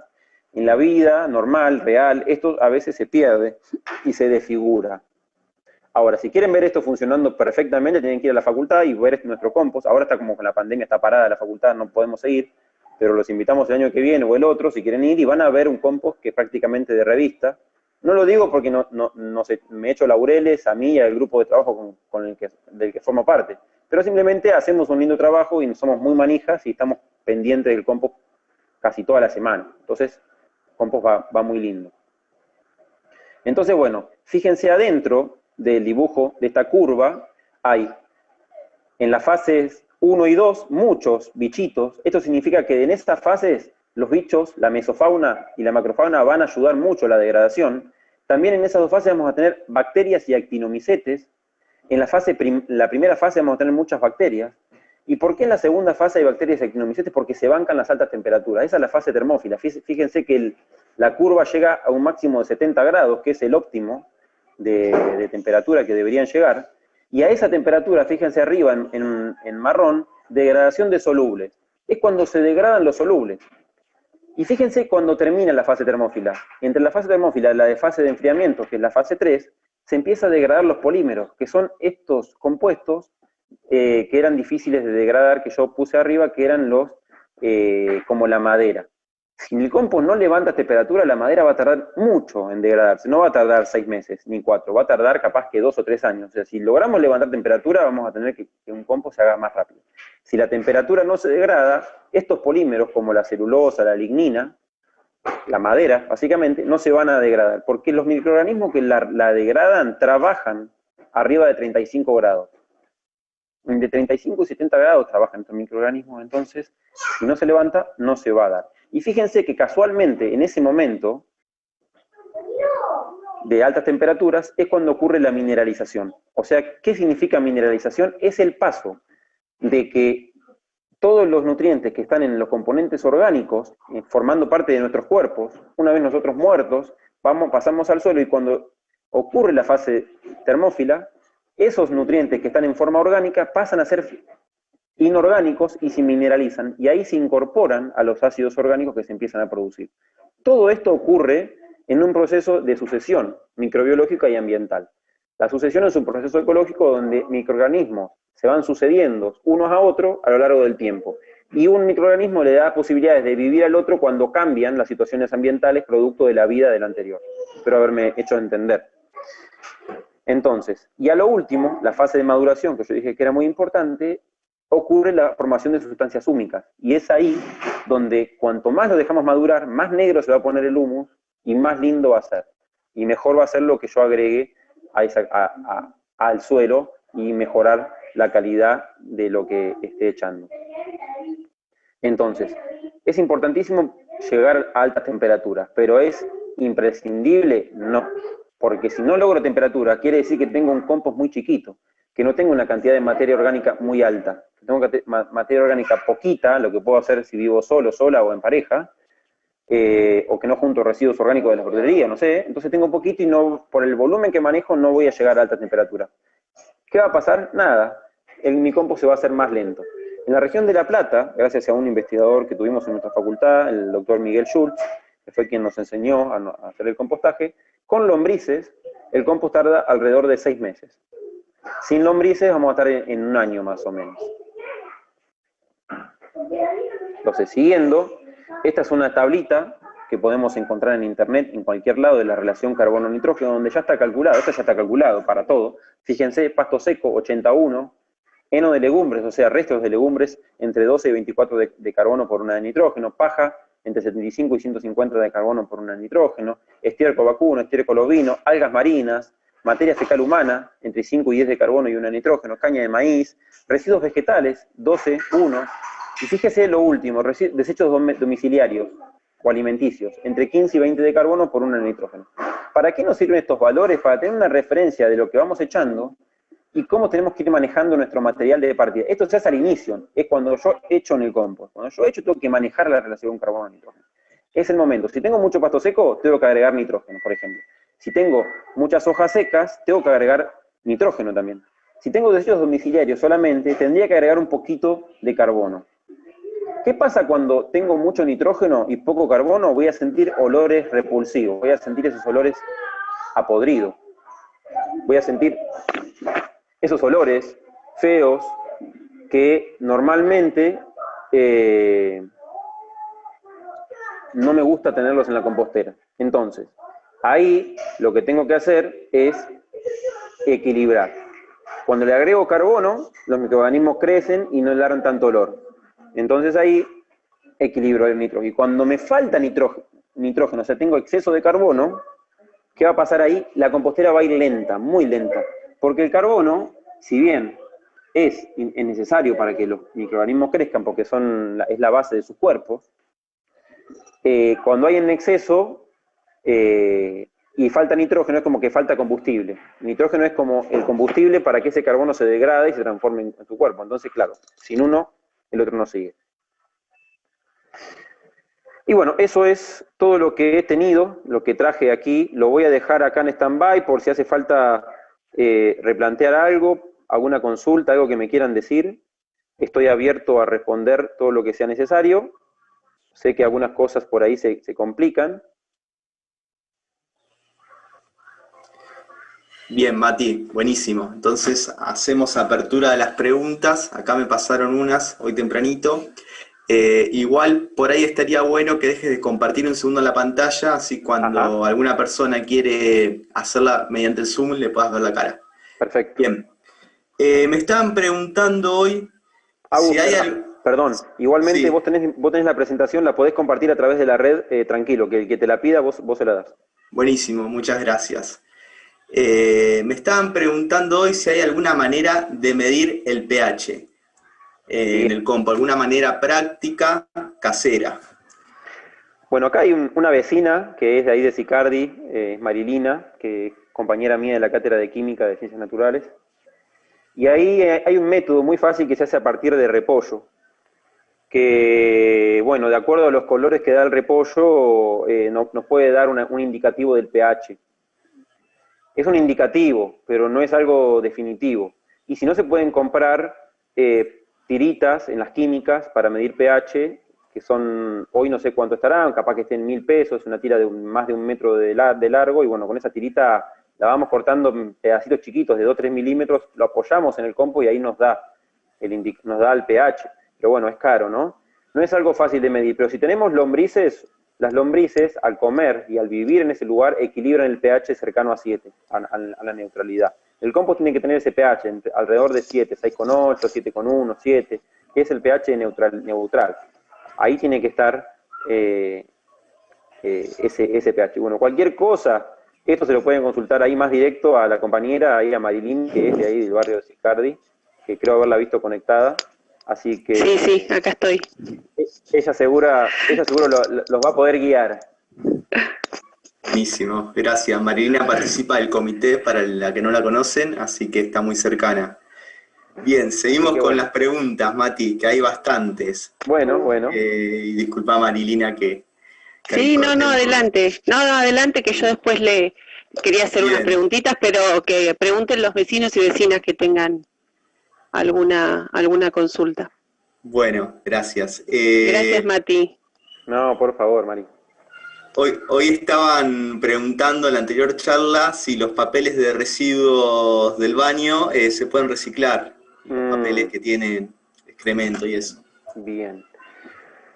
El tema, claro, de eso es la caca, viene con bacterias que nosotros, los seres humanos, le llamamos patógenas, que nos producen cólera, colitis, hepatitis, entre otras, salmonela. ¿Qué pasa? Esas, si quedan ahí en el compost y no se matan, no mueren, para que mueran esas bacterias, el compost tiene que llegar sí o sí arriba de 60 grados, por lo menos 5 días seguidos. Si no, no van a morir y corremos riesgo de agregar ese compost en algún lugar, que vaya un ser humano, lo toque, se lo lleve al ojo, se lo lleve a algún lugar donde sea fácil de ingreso de esas bacterias y bueno, nos produzca una alteración en nuestra salud. Entonces ahí eso puede ser el riesgo. Si yo sé que no puedo llevar a altas temperaturas el compost, papel higiénico con caca no conviene compostarlo. Y si no, bueno, lo tengo que hacer de otra manera, que no es un compostaje, sino que es una fermentación que se hace a través de lo que es un biodigestor.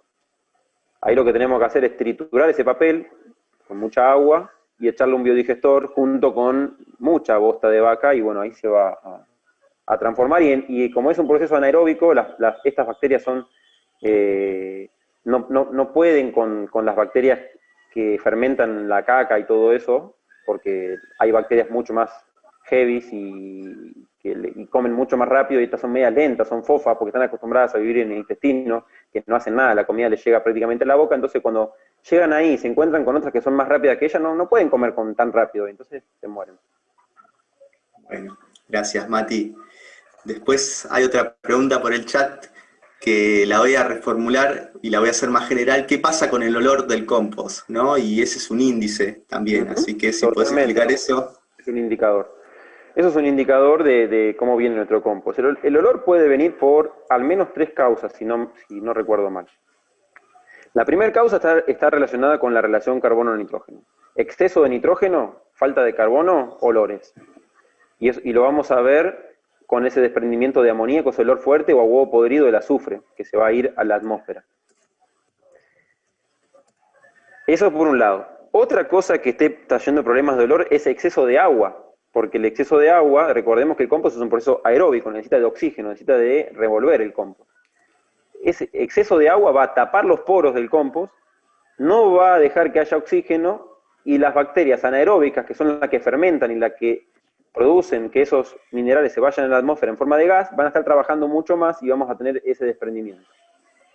Otra cosa es que lo muevo poco y no está bien oxigenado, entonces pasa lo mismo que con el agua, nada más que en vez de por estar encharcado es por no revolverlo, o porque le agrego tierra.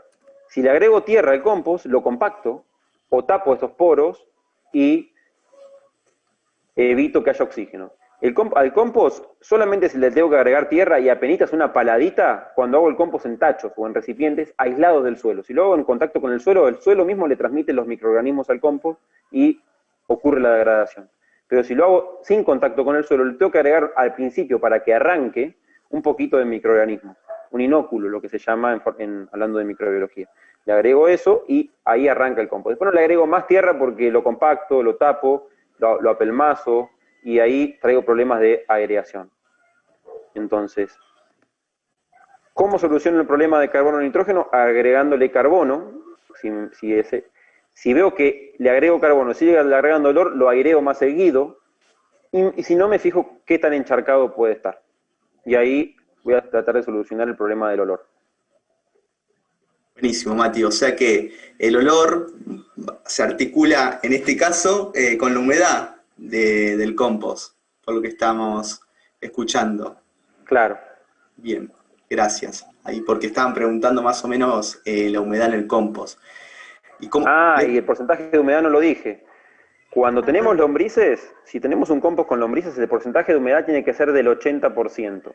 Esto lo digo, pero ¿cómo lo cercioro? Agarro un puñado de compost y hago la fuerza como si le estuviese dando la mano a alguien sin apretársela, sin ser maldito, y le aprieto la mano a alguien sin hacerle mal, y si el puñado de compost que agarré gotea, solo gotea, está en un porcentaje de humedad de alrededor de 80%. Si sale un chorro de agua, estoy pasado, y si no gotea, le falta.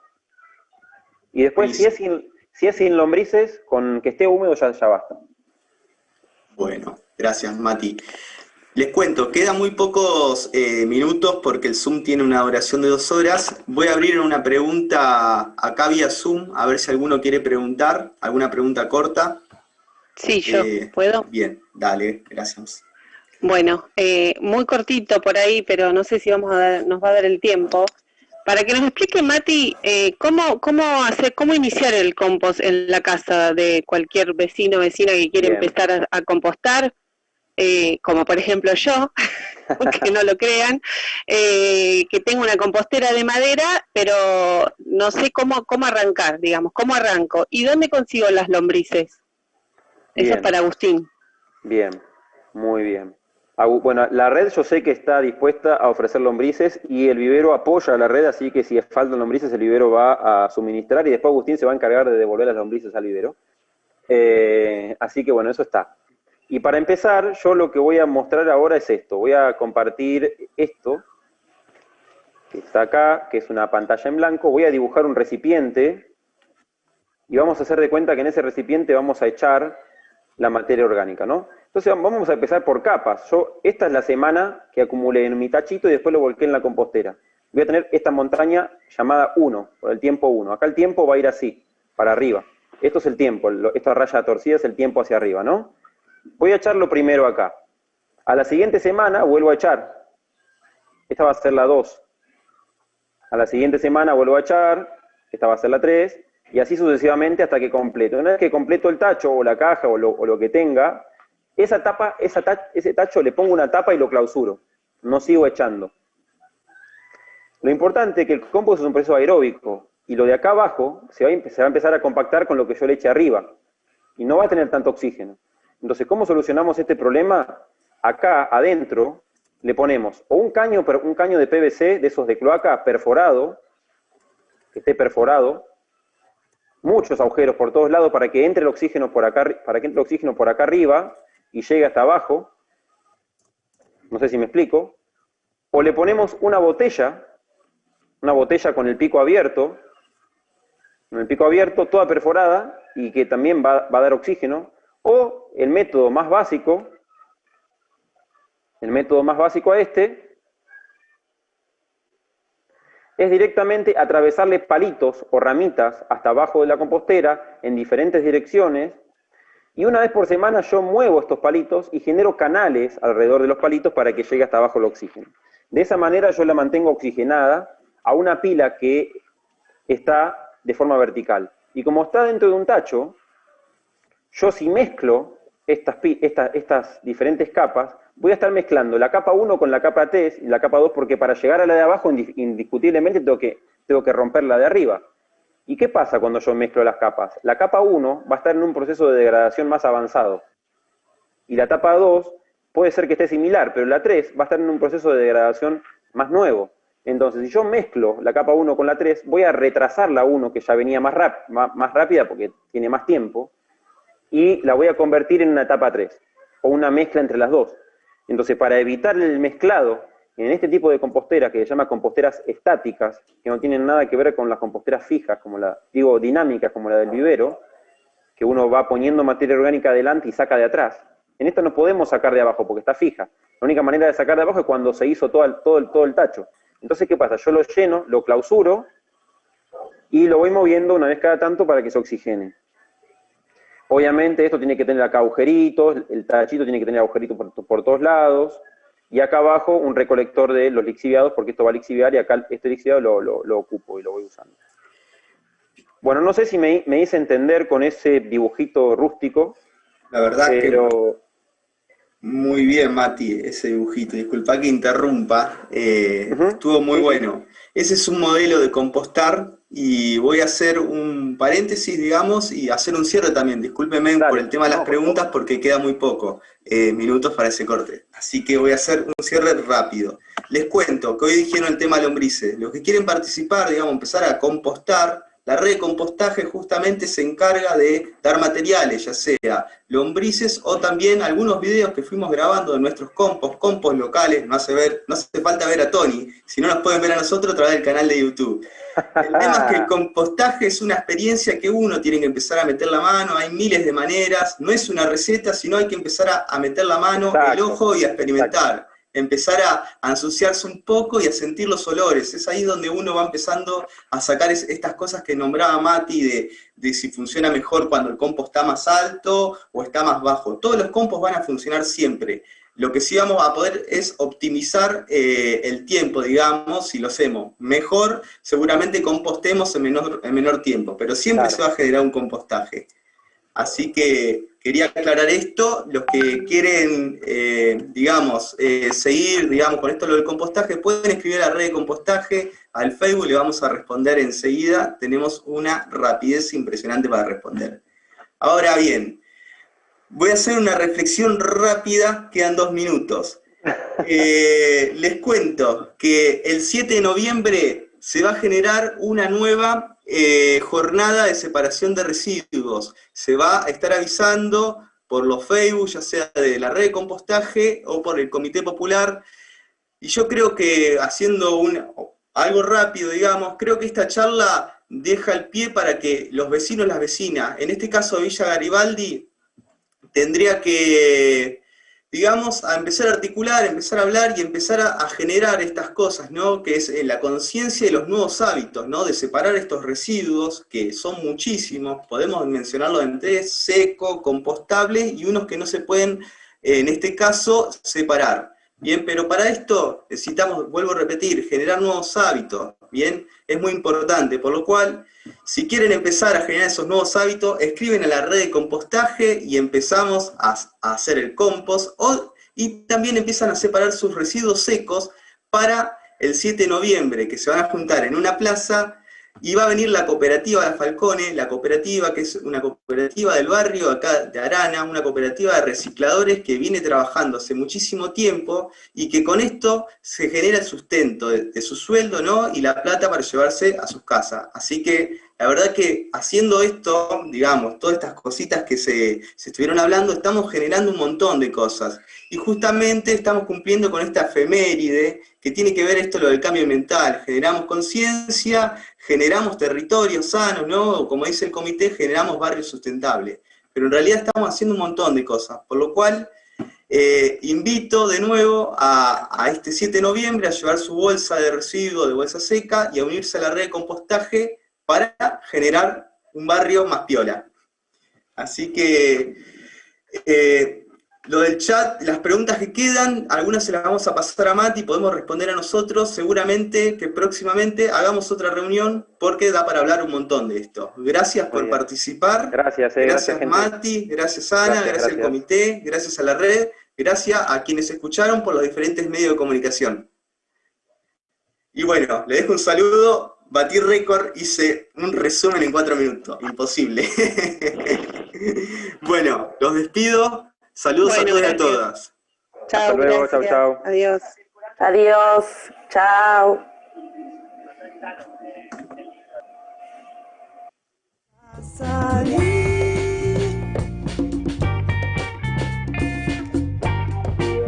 Quiero juntar con mis amigues y comer un asado. Toca música en vivo y bailar. Quiero juntar con mis amigues y comer